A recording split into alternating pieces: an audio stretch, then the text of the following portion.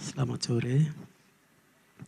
Saya cerita kota ini karena saya kawal kota ini dari sejak terbentuknya kota ini dari tahun 2019. Ya. 1999 berdasarkan Undang-Undang Republik Indonesia nomor 45 Ya. tahun 1999. Di situ membentuk beberapa provinsi. Provinsi Irian Jaya Tengah, Ya. Provinsi Irian Jaya Barat, Kabupaten Mimika, dan Kota Sorong. Berawal dari tahun 1999. Papua Barat Daya hari ini memiliki 1 kota dan 5 kabupaten. Kala itu, Kabupaten Sorong sebagai kabupaten induk satu-satunya di wilayah Provinsi Papua Barat Daya hari ini. Ya. Dan Kota Sorong ini dimekarkan oleh Provinsi induk, yaitu Provinsi Papua. Perkembangan berjalan terus. Dari tahun 1999, kota ini ditingkatkan status dari Kotif menjadi Kota Madya. Ya. Berjalan terus sampai pada tahun 2001, itu pemilihan kepala daerah definitif. Ya. Pada saat itu, kita harus mengakui dan menghormati para pembentuk kota ini. Mereka sudah punya pertimbangkan jauh-jauh, mereka pindahkan ibu kota ini ke kilometer 24. Ya. Di situ dibangun kantor bupati sebagai kabupaten induk yang diperkirakan kelak akan hadirnya Kota Sorong. Ya. Perkembangan berjalan terus. Saya ikut kawal terus, saya memang pegawai negeri sipil murni. Ya. Jabatan terakhir adalah sekda di Ya. kota ini. Dari cerita kota ini pasti saya tahu. Ya. Kemudian wali kota definitif periode pertama dari tahun 2001 sampai pada tahun 2010.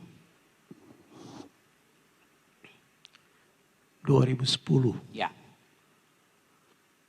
Kemudian saya melanjutkan maju pada periode waktu itu saya sebagai sekda 11 bulan, kemudian saya maju wali kota. Wali Kota Sorong ya Pak ya? Tuhan sayang akhirnya saya bisa terpilih Ya. dan dipercaya oleh masyarakat yang ada di Kota Sorong ini. Bapak tertarik nanti untuk melanjutkan Nanti Pak? saya cerita Bapak. Ya. Yang lain ini kan dengar. Ya. Saya ini kan pelaku sejarah, jadi saya pasti Iya. cerita sejarah saya lakukan. Jadi dari tahun 2012 saya terpilih menjadi wali kota. Kota ini sungguh benar adanya, luas wilayah 1.105 km. Ya. Hari ini memiliki penduduk di atas hampir mendekati 300. Kota ini tidak mempunyai sumber daya alam. Ya. Kota ini hanya memiliki sumber daya manusia. Yang saya pikirkan bagaimana supaya pertumbuhan ekonomi dan perkembangan pembangunan di segala bidang bisa tumbuh dan berkembang sesuai dengan apa yang tadi saya sampaikan. Kami tidak punya sumber daya alam. Kami hanya punya sumber daya manusia. Saya cerita sedikit menyangkut Bandara Deo nih. Yo. Ya. Bandara Deo ini bukan ada di sini. Bandara Deo ini ada di salah satu pulau, yaitu Pulau Yehman, yang hari ini adalah sebagai wilayah pemerintahannya Kabupaten Raja Ampat. Pikir bagaimana Kota Sorong harus berkembang dan maju terus ke depan. Mantan almarhum dengan saya kami berjuang untuk pindahkan Bandara Deo dari Pulau Yehman ke Kota Sorong. Dengan suatu perhitungan dan suatu harapan bahwa investor yang punya uang dan orang kaya itu ada di wilayah Indonesia bagian barat. Ya. Kami di Papua ini memang kaya, tapi kaya sumber daya alam. Tapi orang pintar, orang hebat itu ada di sana. Supaya mereka melakukan investasi di tanah ini, seperti contoh soal seperti tadi Pak PJ Wali Kota sampaikan, kemarin kami ada letakkan batu pertama itu. Harapan saya seperti itu. Ya.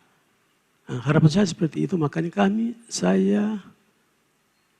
saya hampir dibunuh. Asisten 2 mana? Asisten 1 ya di bandara itu. Bandara itu kan tidak segampang yang hari ini orang bayangkan. Oh, gampang, ya. Itu penghuni. Ada sekitar 1.000 sampai 2.000 rumah di situ. Ada 2 musola dan 3 masjid. Kendala besar, Pak. Taruhan, Pak. Iya, taruhan ya. Taruhan nyawa. Dan juga APBD harus terkuras habis untuk melaksanakan pelepasan. Punya keinginan bagaimana supaya kota Sorong ini harus bertumbuh dan berkembang. Seperti harapan kita semua. Ya. Jadi tantangan demi tantangan saya hadapi. Tapi saya berani. Biarlah. Kurelakan segala-galanya. Tapi bandara harus pindah. Kalau tinggal di Jerman, investornya tidak akan hadir. Ya. Tidak bisa. Mereka akan takut. Karena turun di sana dengan speed ke sini, aduh, takutnya bukan main. Tapi dengan bandara Deo itu, saya ganti rugi di tahun 2012. Saya dilantik bulan Juni, tanggal 22 Juni tahun 2012. Lewat 1 minggu, saya dengan semua pimpinan OPD kawal saya dan selalu saya presentasikan di depan Menteri Perhubungan. Kala itu Pak mantan Pangdam Trikora adalah Pak Mangindan, beliau jadi menteri, saya presentasi di situ, meyakinkan beliau dengan pertimbangan-pertimbangan tadi, beliau langsung ambil keputusan, Oke. bangun. Alhamdulillah, puji Tuhan saya kembali. Beliau bersedia, beliau katakan saya bangun, tapi dengan catatan ganti rugi saya tidak tahu. Saya siap. Saya ganti rugi itu hampir 50 miliar itu. 50 miliar. Iya, tidak main-main itu. Kalau hari ini orang tepuk tangan ikut ini kan tidak, tapi keadaan waktu itu agak sulit. Saya datang ganti rugi selesai, ganti rugi di tempat. Ganti rugi di tempat dan saya bongkar rumah semua, bongkar masjid semua, bongkar gereja semua. Akhirnya kawasan itu jadi rata dan dibangun bandara. Jokowi datang periode pertama saya bilang, Bapak, jangan Bapak datang lihat Papua. Kalau lihat Papua saya Bapak pulang. Ya. Datang melihat Papua harus bangun Papua. Ya. Indonesia bagian barat itu masa lalunya NKRI. Ya. Papua adalah masa depannya NKRI. Bapak catat itu. Ya. Ya. Baik, Pak. Bapak, saya cerita panjang. Ya. Mungkin waktu saya bisa habiskan karena saya yang ikut kawal dari awal. Jadi saya cerita ini kan sungguh benar adanya. Ya. Terlepas dari bandara, saya dan beliau ikut satu mobil. Langsung sampai di pelabuhan. Saya sampaikan pada beliau, Bapak, kapal yang berlabuh di laut itu hampir 30. Yang sandar itu hanya 1. Akibat dari situ adalah harga barang di sini semakin meningkat. Mahal kan? Karena kapal itu berlabuh lama, dikenakan kos, pasti akan produknya akan ditingkatkan. Ceritanya begitu aja. Ya. Bapak ikut saya akan ke pelabuhan. Saya bilang, Bapak, pelabuhan ini penjajah yang bangun, bukan kita. Indonesia tidak pernah bangun pelabuhan Sorong ini. Pelabuhan ini dibangun oleh para penjajah. Penjajah kita sudah usir, kenapa pelabuhan ditahan? Bongkar. Itu saya tantang dia. Bapak harus bongkar pelabuhan ini, harus bangun pelabuhan ini. Diperkirakan kapal 3 atau 4 harus masuk. Itu Jokowi tidak bicara, langsung catat, perintahkan, 2 minggu kemudian pelabuhan dibongkar, 2 bulan. Bongkar dan dibangun seperti sekarang itu. Ya. Alhamdulillah dan puji Tuhan. Puji Tuhan ya Pak ya. Ya, karena disitulah pelabuhan, kemudian dengan pesawat, investor dari wilayah ini sebagian barat, mereka melakukan investasi di sini. Karena ada pelabuhan itu ya. Tidak sampai 1 tahun kota Sorong ini bertumbuh dan berkembang luar biasa. Ya. Jadi itu yang tadi saya katakan, kota Sorong saya lihat tidak punya sumber daya alam, saya harus mengembangkan sektor jasa. Bandara ada, pelabuhan ada, perhotelan ada, dan semua fasilitas jasa ada. Di situ yang bisa dapat memberikan peluang kepada pelaku bisnis. Pertumbuhan ekonomi di kota Sorong itu di atas rata-rata nasional. Nasional 5,7, kota Sorong 8,7. Ya. Luar biasa itu ya. Ya, mantap Pak. Ya. IPM kota Sorong, kemarin saya dengar dia katanya ada 70 berapa, sebetulnya kan turun itu. Sebetulnya 79,76. Tapi ada pengaruh apa akhirnya dia turun. Pak ADPJ tolong lihat itu supaya kita bertahan, sekalipun orang bilang kita ketinggalan. Tapi kita mampu bisa memperlihatkan kepada Nusantara ini bahwa kita bisa. Ya. Bukti nyata seperti kemarin bisa mampu mengendalikan inflasi di satu Nusantara ini, Kota Sorong dapat penghargaan. Ya. Ya, jadi itu tidak bisa jatuh dari langit, tapi harus tergantung pemimpin lah. Ya. Dari situ pertumbuhan lain-lain. Sedangkan ini saya cerita sampai pada Barat Daya yang usianya baru 4 bulan. Saya ini kan pelakunya. Ya. Jadi ini yang membuat Kota Sorong bertumbuh dan berkembang. Dengan jumlah luas wilayah yang 1.105 km, dengan kepadatan penduduk yang semakin bertambah, luas wilayah tidak pernah bertambah. Tapi kalau penduduk pasti bertambah. Tapi tempatnya itu semakin sempit. Kota Sorong itu kenapa banjir? Biar siapa hebat lagi. Tetap banjir sampai Tuhan datang. Iya, kuncinya tergantung pejabat. Kalau ada saya pejabat ini tidak mungkin karena waktunya 1 sampai 2 tahun. Ya. Tapi yang kelak akan menjadi wali kota itu dia punya keberanian bisa membangun kanal. Ya. Membangun kanal itu harus melakukan pelepasan.